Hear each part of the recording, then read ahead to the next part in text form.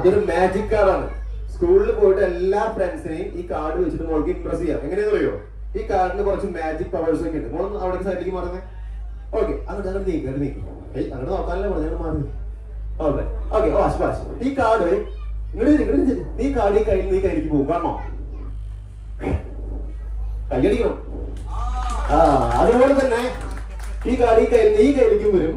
നല്ല മൂഡിലാണെങ്കിൽ മാത്രം കണ്ടോ ഈ കാർഡ് നമ്മുടെ കയ്യിലേക്ക് ഓടി കളിക്കും. നല്ല കയ്യിലാ നല്ലല്ലേ? If it is in a real good mood, it will fly inside our hand like this. If it is in a real good mood, I'm not sure, it will fly around our body like this. ഇനി കയ്യടിക്കണം. കയ്യടി